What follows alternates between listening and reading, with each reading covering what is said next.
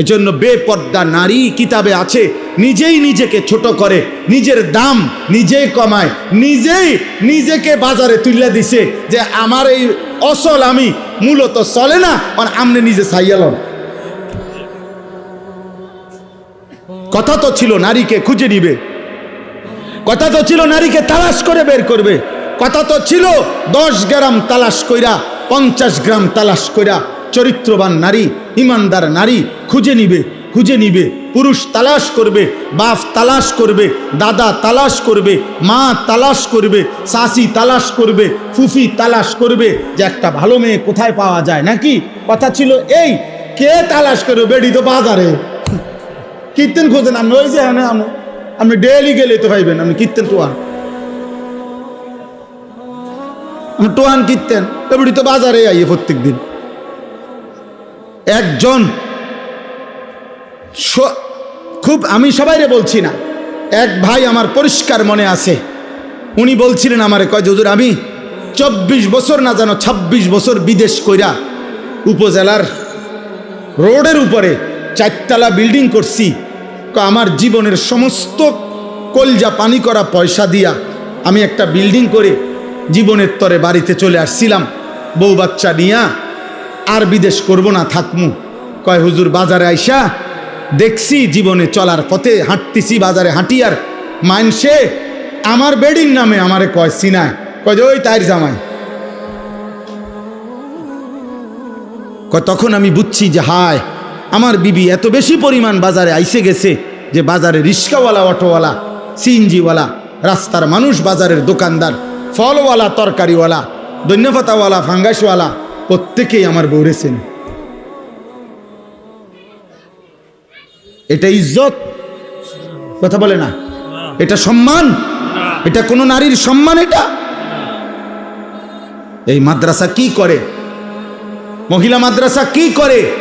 মহিলা মাদ্রাসা পবিত্র নারী উপহার দেয়, মহিলা মাদ্রাসা চরিত্রবান নারী উপহার দেয়, মহিলা মাদ্রাসা রাবেয়া বসরি মনে করায় দেয়, মহিলা মাদ্রাসা খাদিজাতুল কুবরা মনে করায় দেয়, মহিলা মাদ্রাসা আয়েশা সিদ্দিকা মনে করায় দেয়, মহিলা মাদ্রাসা ফাতেমা মনে করায় দেয়, মহিলা মাদ্রাসা বিবি মরিয়ম মনে করায় দেয়, মহিলা মাদ্রাসা বিবি আসিয়া মনে করায় দেয়, যে আসিয়া পৃথিবীবাসীকে বলছিল হে পৃথিবীর নারীরা, গোটা পৃথিবীর নারীদেরকে প্রতিদিন হযরতে আসিয়া বলে হে ইমানদার নারীরা, আমি সেই নারী যে নারী এই পৃথিবীর সর্বনিকৃষ্ট কাফের, খোদা দাবিদার ফেরাউনের মতো নিকৃষ্ট কাফের, এত বড় কাফের ঘরে থেকেও আমার শরীরের আসিয়ার, হযরতে আসিয়াকে সারা শরীরের মধ্যে খোদার কসম কিতাবে আছে, তাফসিরে আছে, আসিয়ার শরীরটার মধ্যে ফেরাউন একটা একটা করে পেরেক মারছে, পেরেক, সারাটা শরীরের মধ্যে পেরেক মারছে, পেরেক, তার কাটা পেরেক মাইরা এরপরে ওনাকে বান দিয়া এরপরে বলছে আসিয়া এখনো সুযোগ আছে, ইমান ছেড়ে দে, মুসার কালেমা ছাড়, আমার দিকে ফির, নাই তো আমি তোকে মেরেই ফেলবো। হযরতে আসিয়া বলছিল ফেরাউন বাদশাহী ছাড়া যায়, তোর মতো ফেরাউনের স্ত্রীর মর্যাদা ছেড়ে দিলাম, রাজপ্রাসাদ ছেড়ে দিলাম, রাজরানীর মর্যাদা ছেড়ে দিলাম, কিন্তু ফেরাউন তুই জানোস না কলিজায় যেই ঈমান আছে সেই ঈমান ছাড়া যায় না, মালিক ছেড়ে দেওয়া যায় না, এমন রব ছাড়া যায় না, এমন সৃষ্টিকর্তা বাদ দেওয়া যায় না রে ফেরাউন, তোকে বাদ দিতে পারি। এরপরে তাফসীরের মধ্যে আছে ফেরাউন তখন সিদ্ধান্ত দিছে তার লোকদেরকে আসিয়াকে জীবন্ত হত্যা না করে, মানে পেরেক তো মারছে, রক্ত ঝরছে, বলছে এই অবস্থাতেই আহা জীবন্ত, মানে এখনো হত্যাও করে নাই, যে জীবন্ত ছাগলের চামড়া, গরুর চামড়া যেমনে ছিলে আসিয়ার শরীরের চামড়া এভাবে ছিলতে থাকো। তাফসীরের মধ্যে আছে হযরত আসিয়া তখন আল্লাহর কাছে একটা দোয়া করছে, আল্লাহ এই মুহূর্তে আমি আর কেমনে সইব মাওলা, আমি তো জান দেব মাওলা তোমার জন্য, আমার শুধু একটা আবদার, আল্লাহ আমি জান্নাতে, তুমি আল্লাহর সাথে, তুমি রবের সাথে তোমারে ভালোবেসে মাওলা আমি আমার জীবন দিচ্ছি, আমি তোমার সাথে জান্নাতে একটা ঘর চাই, রব্বি বিনি লি ইনদাকা বাইতান ফিল জান্নাহ, আল্লাহ তোমার সাথে জান্নাতে আমি একটা ঘর চাই, আমি ওই জান্নাতের ঘরটা চাই, আমার ইদ্দুরে আবদার। আল্লাহ তখন তাফসিরে আছে, আল্লাহ জিব্রাইলকে বলছে, জিব্রাইল আমার আসিয়ার জান্নাতের ঘর তার চোখের সামনে নিয়ে যাও, ও যেন জান্নাতের ঘর দেখতে দেখতে শহীদ হয়ে জীবন দিয়ে আমার জান্নাতে চলে আসে। তাহলে একজন নারী প্রমাণ করছে, আমি এত বড় কাফের ঘরে থেকেও যদি ঈমান বাঁচাইতে পারি, আমাদের মা বোনদের স্বামীরা তো মুসলমান, মুসলমান না? কথা বলেন না কেন? স্বামীরা মুসলমান না? শ্বশুর মুসলমান না? শাশুড়ি মুসলমান না? দেবর মুসলমান না? ভাসুর মুসলমান না? তাহলে এতগুলো মুসলমান থাকলে মুসলিম পরিবারের মধ্যে থাইকা আমার বোন, আমার নারী, সে পর্দা রক্ষা করতে পারবে না কেন? সে কি ফেরাউনের ঘরে, সে কি নমরুদের ঘরে থাকে? পারবে না কেন? কেন পারবে না? অতএব আমি আর লম্বা করতে চাই না দোস্ত আমার, আমি আপনাদের কাছে সবসময় আসি, আপনাদেরই ভালোবাসার মহব্বত, আমার সব চোখ পরিচিত, ছেলেরাও তোমরা আমার পরিচিত, বয়স্ক বাবারা তো আমি সবাইরই চিনি আলহামদুলিল্লাহ। এত বেশি পরিমাণ আপনাদের কাছে আমার আসা যাওয়া যে আমি তো চেহারাই সবারই চিনি। তাইলে আমার শেষ আবদার এটা, আল্লাহ বলছে, বান্দা এই গোটা সৃষ্টির সব আয়োজন আমি রব্বিল আলামিন, আমি জগতের রব, আমি পালন কর্তা, আমি আমার একটা সৃষ্টির কোনো প্রয়োজন অপূর্ণ রাখি না। ও বলুক বা না বলুক, ও চাক বা না চাক, ও জানুক বা না জানুক, আমার সৃষ্টির প্রত্যেকটা প্রয়োজন প্রতি মুহূর্তে আমি আল্লাহ পূরণ করছি। এজন্য আমি রব, আমি পালন কর্তা, এমন যোগ্যতা আমি আল্লাহ ছাড়া আর কারো হইতে পারে না। মাও মাঝে মধ্যে রাগ হয়ে যায়, বাবাও মাঝে মধ্যে গুসা হয়, জানতে জ্বালাইতে আসত বেড়া সর, কিন্তু রব বলে, না বান্দা আজও সেজদা দেও নাই, আচ্ছা খাও। বান্দা আজকে 365 দিন হইছে, একদিনও 5 ওয়াক্ত নামাজ পড়লা না, কি পরিমাণ গোসা উঠার কথা, কি পরিমাণ রাগ হওয়ার কথা। আল্লাহ বলছে, না না বান্দা, আচ্ছা ঠিক আছে, তবুও খাও, তবুও ঘুমাও, তবুও পান করো। কেন? আল্লাহ আমি যে রব, আমি যে ওরে লালন পালন করব দায়িত্ব নিছি, আমি যে ওরে বানাইছি, আমি যে আমার হাতে বানিয়েছি ওকে। এই জন্য আল্লাহ বলেন আর রহমানির রাহিম, আমি বড় দয়াবান, আমি বড় মেহেরবান। এই মেহেরবানির কারণে, দয়ার কারণে পরে আমি খাওয়াইতেছি, পড়াইতেছি। ও আমারে ডাকে না, কিন্তু আমি যে দয়াবান। ও আমারে একটা সেজদাও দেয় না, কিন্তু আমি যে মেহেরবান, আমি করব কি? আমি কেমনে ওরে শাস্তি দেই? আমি আল্লাহ কেমনে ওর খানা বন্ধ করে দেই? আমি যদি ঘুম বন্ধ করে দেই, ও তো বাঁচবে না। ও আমি যদি তার পেশাবের সার্কুলেশন বন্ধ করে দেই, পেশাবটাও যদি ঠিক মতো বাহির না হয়, ও তো বাঁচবে না। ওর পায়খানা যদি একদিন আটকায়া থাকে, ও তো বাঁচবে না। ওর নিঃশ্বাস যদি 1 সেকেন্ড আটকায় থাকে, ও তো বাঁচবে না। আমি যে রহমান, আমি যে দয়ালু। তবে আল্লাহ বলে, বান্দা তবে শেষ তুমি ভেবেছ আমি শুধু দয়াই করে যাব? না রে বান্দা, আমার ব্যালেন্স আছে, আমার একটা ভারসাম্যতা আছে। আমি আল্লাহ আজ দুনিয়ায় মৃত্যু পর্যন্ত ওয়াদা দিছি, তোমার আমি লালন পালন করব, খাওয়াবো, পড়াবো, ডাকলেও না ডাকলেও, সেজদা দিলেও না দিলেও আমার গোলামি করো আর নাফরমানি করো। তবে মালিক ইয়াউমিদ্দিন, মনে রাখবা আমি কিন্তু বিচার দিবসের মালিক, আমি বাদশাহ, আমি রাজাধিরাজ, আমি জব্বার, আমি কাহার। আজ দুনিয়ায় আমি যা দিয়েছি, খোদার কসম আল্লাহ বলছে, বান্দা তার সব কিছুর চুল চেরা, বিন্দু বিন্দু, জাররা জাররা হিসাব আবার আখিরাতে আমি নেব। আমার একটা একটা নিঃশ্বাস, এক এক ঢোক পানি, এক একটা চোখের পলক, একটা একটা লোকমা আমি হিসাব নেব।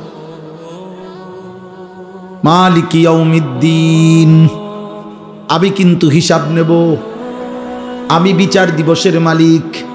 ইয়াবাসুহুমুল্লাহু জামিআন, আল্লাহ বলেন আল্লাহই তোমাদেরকে কবর থেকে পুনরায় উঠাবেন। ফায়ুনাব্বিউহুম বিমা আমিলু, দুনিয়ার জীবনে যা করেছো সব তিনি জানাবেন। আহসাহুল্লাহু, আল্লাহ বলেন আমি আল্লাহ কিন্তু গুনে গুনে রেখেছি বান্দা। ওয়ানাসু, তোমরা ভুলে গেছো। আল্লাহর নবী একদিন হযরত ওমরকে বলছেন, ওমর রাদিয়াল্লাহু তাআলা আনহু নবীজির সামনে 2টা খেজুর আর 1 ঢোক পানি পান করছেন।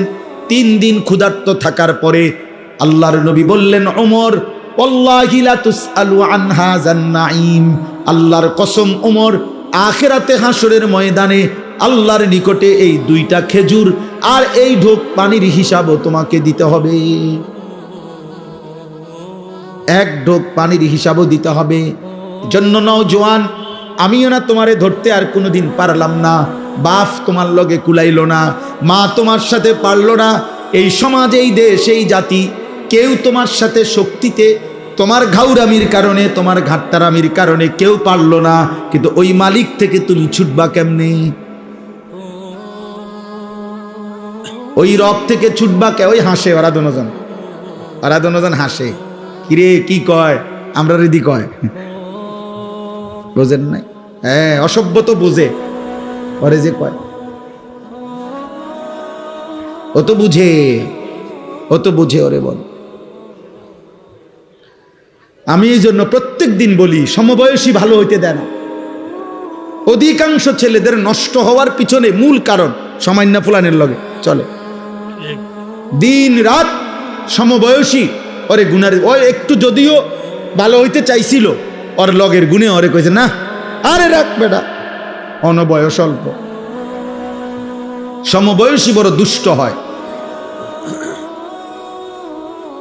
এই জন্য সামান্যায়, শুধু সামান্যার লগে যদি চলো ভালো হবে, বড়র সাথে চলতে হবে, আল্লাহওয়ালার সাথে চলতে হবে, কোনো দিনদার মুত্তাকির কাছে মাঝে মধ্যে যাইতে হবে, নাইলে পারতা না। জোয়ান হোক বুড়া হোক, প্রত্যেক ব্যক্তি, একেবারে 90 বছরের বুড়া মিয়া চাচা আপনারে বল, আপনিও যদি একলা একলা চলেন পারতেন না। একলা একলা চললে বেশিরভাগ গুনাহ করতে মন চাই, কোনো কাম নাই তো চলো সাদওয়ানে যাই কদুর বই, আমার শরীরে বল নাই, থাক অসুবিধা কি, মানুষে তো কয় আমি শুনি, মানুষে যে গীবত করে আমি বসে বসে শুনি। হ্যাঁ, এই জন্য একা চলতে নাই, কোনো আলেমের সাথে, কোনো আল্লাহওয়ালার সাথে চলা উচিত। আল্লাহ বলেন, সর্বশেষ কথা হইল, বান্দা অতএব তুমি এতটুকু বুঝে নাও, আমি রহমতের কারণে, দয়া মায়ার কারণে এই জগৎ সংসারে তোমাকে লালন পালন করছি, আমি রব, আর তবে আমি সব কিছুর হিসাব নেব, আমি মালিক বিচার দিবসের। অতএব যদি তোমার বিবেক থাকে, বুদ্ধি থাকে, তাহলে তোমার উচিত এ কথা বলা যে আল্লাহ আপনি যেহেতু সব দিয়েছেন, আবার আপনি সব হিসাব নিবেন, কাজে এলোমেলো কইরা সদরবদর কইরা লাভ নাই। ইয়াকা নাবুদু, আমি আপনার গোলামি করব, বাবুরে বেজালের দরকার নেই, আপনার ইবাদতই করব। ওয়া ইয়াকা নাস্তাইন, হ্যাঁ আল্লাহ, তবে আমার প্রথম আবদার সব মাইনা নিছি, আপনার ইবাদত করব, তবে আমি দুর্বল মানুষ, আমি দুর্বল মাওলা, আমারে একলা একলা তো আমি পারতাম না, আমি তো দুর্বল, আমি আপনার বান্দা, আমি আপনার কাছে সাহায্য প্রার্থনা করি, আপনি আমারে সেজদা দেওয়ার জন্য, নামাজ পড়ার জন্য, হালাল পথে চলবার জন্য, হারাম ছেড়ে দেওয়ার জন্য আপনি আমার সাহায্য করেন। আল্লাহ বলেন, বলে আব্দি মা সাআলা, দিল থেকে চাইলে আমার বান্দা যা চাইলো আমি তাই দিলাম, এই শেষ কথা। অতএব খাদিজাতুল কুবরা এই বালিকা মাদ্রাসায় আজকের এই মুবারক মাহফিলে সূরা ফাতিহার মাধ্যমে আমরা আপনাদের কাছে এই কথা বুঝাইতে চেষ্টা করলাম, এই সৃষ্টির সবকিছু কার? অতএব প্রশংসা কার? অতএব গোলামি করা উচিত কার? সাহায্য চাওয়া উচিত কার? কার কাছে? আল্লাহ। অতএব ছেলেরা, বাবারা, আমরা চিৎকার করে গেলাম, বলেই গেলাম, এটাকে শুধুমাত্র বক্তার ওয়াজ মনে করো না, কেউ একজন নিজের জীবনে পরিবর্তনের সিদ্ধান্ত নাও। বাবারা, আপনাদেরকেও বলি, চায়ের আড্ডা, আপনারা বিড়ি সিগারেটের আড্ডায় যাবেন না। আপনার বাকি হায়াত তসবিহ পড়েন, কোরআন পড়েন, দিন মানেন। আর প্রত্যেকটা বাবা মা আপনারা আপনাদের ছেলে, আপনাদের মেয়েকে দিন শিখান। মুসলমানের সকলের উপরে দিন শেখা ফরজ, ফরজে আইন। অতএব আপনার মেয়ে 3 জন, কোরআন শিখবে 1 জন, তো বাকি 2 জনের জন্য ফিডা খাইতে আপনি রেডি থাকেন। আপনার ছেলে 3 জন, আপনি কোরআন শিখাইছেন 1 জন, মাশাআল্লাহ, বাকি 2 জন যে শিখল না, বাকি 2 জন যে হালাল হারাম চিনল না, ওদের জন্য ফিডা খাওয়ার ক্ষেত্রে আপনি রেডি থাকেন। এই জন্য যার সন্তান যতজন দিন শিখবে ততজন। কথা বলে না কতজন? যার মেয়ে 3 জন কোরআন শিখবে কয়জন? যার ছেলে 3 জন কোরআন শিখবে কয়জন? সবাই সবাই সবাই, আলা কুল্লি মুসলিম, প্রত্যেক মুসলমানের উপর।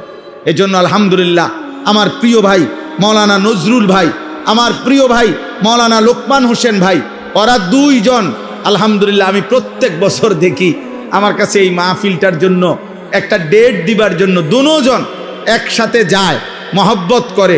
আলহামদুলিল্লাহ আমার বড় তামান্নার কথা হইল আপনাদের কাছেও সর্বোচ্চ নিজেরা ছাড় দিয়ে হইল নিজেরা মিল মহব্বতে থাইকা ইখলাস ও তাকওয়ার সাথে গুনাহমুক্ত পরিবেশে কোনো বেপরদিগি যেন না হয়, আল্লাহর দ্বীন শরীয়ত যেন কোনো ঘাটতি না হয়। আমি ওসিয়ত করলাম, ওসিয়ত করে আপনাদেরকে বললাম, আমি যদি আর কোনোদিন বলতে না পারি তো একদিনই বললাম, গুনাহ যেন না হয় ভাই, গুনাহ যেন না হয়। মেয়ের ইজ্জত, মেয়ের পর্দা, মেয়ের সতীত্ব, মেয়ের আখেরাত, মেয়ের সম্ভ্রম, মেয়ের ইসলাম, এটা সবার আগে, এটা সবার আগে। এটাকে হেফাজত করে মাদ্রাসাটাকে ইনশাআল্লাহ আপনারা মহব্বত করে কষ্ট করে খাইয়া না খাইয়া পাইলেন বা না পাইলেন, মূল্যায়ন অবমূল্যায়ন তো আমি 21 বছরের ওয়াজের জীবনে আমি এখনও যদি বলি সারা রাত বলতে পারবো। আমার 21 বছরের ওয়াজের জীবনে আমি কখনো মূল্যায়ন, কখনো অবমূল্যায়ন, কখনো হাসি, কখনো বিরক্তি, কখনো প্রত্যাশা মতো, কখনো প্রত্যাশার মতো নয়, যেমনি যখন যা পাইছি মালিকের কথা বলেই গেছি। কোনো সময় পিছনে আর ফিরা তাকাই নাই যে আমার ইজ্জত দিল না বেইজ্জতি করলো, ওর রাগ বেটা, কোনো সমস্যা নাই, কোনো সমস্যা নাই। আল্লাহর কথা বলতেই চেষ্টা করছি, আল্লাহর কথা বলতেই ভালোবাসা কাছে আসছে, তাও দেখছি। আবার বিরোধিতা কইরা গাড়ির গ্লাস ভাঙ্গা লাইছে, তাও দেখছি। অতএব কোনো অসুবিধা নাই, কোনো সমস্যা নাই।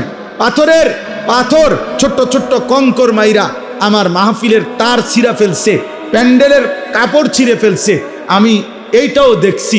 আবার ভালোবেসে বুকে জড়ায় ধরছে, এটাও আমি দেখছি। মূল্যায়ন অবমূল্যায়ন সব হালতে আল্লাহর কথা বলতে থাকা। আপনারাও ইনশাআল্লাহ পান বা না পান, প্রত্যাশা পূরণ হোক বা না হোক, আপনারা দ্বীনি এই মার্কাজ ইনশাআল্লাহ চালু রাখবেন। আপনাদের ইখলাসের বরকতে আপনাদের পরেও ইনশাআল্লাহ আমরা দোয়া করব কিয়ামত পর্যন্ত এই মাদ্রাসা টিকে থাকবে ইনশাআল্লাহ।